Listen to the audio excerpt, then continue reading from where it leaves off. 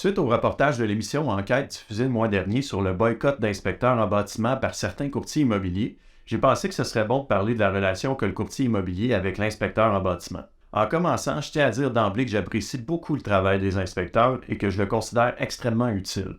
Au même titre que nous, les courtiers, on est là pour accompagner notre client pour qu'il puisse faire les meilleurs choix pour lui. Pour ceux qui ne le savent pas, comme courtier immobilier, je suis non seulement obligé de recommander à mes acheteurs de faire inspecter leur propriété, il faut également que je les avise des risques de ne pas le faire.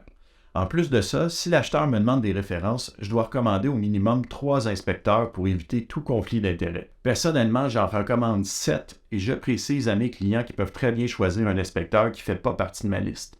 Pourquoi? Parce que ce n'est pas le rapport d'inspection qui fait annuler la transaction, c'est l'acheteur. Une belle propriété peut révéler des problèmes majeurs et une propriété moins belle peut s'avérer très peu problématique.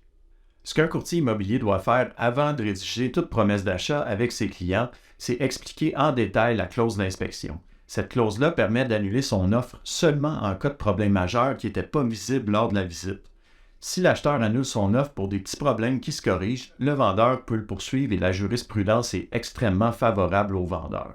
Un acheteur bien informé va dès le départ offrir un prix plus ajusté en fonction de l'état de la maison ou encore il va opter pour une négociation après l'inspection, plutôt qu'avoir le réflexe premier d'annuler son offre.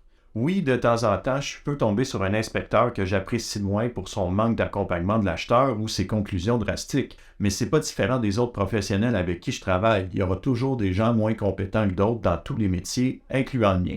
Je terminerai en disant que je suis bien content d'avoir jamais été témoin d'une situation de boycott. On ne demande jamais à un acheteur quel inspecteur il va choisir avant d'accepter son offre et on devrait jamais le faire. C'est important de dénoncer des situations problématiques pour qu'elles ne se reproduisent pas. Même si le portrait global est loin d'être négatif, la profession s'améliore et de cette façon-là, tout le monde y gagne.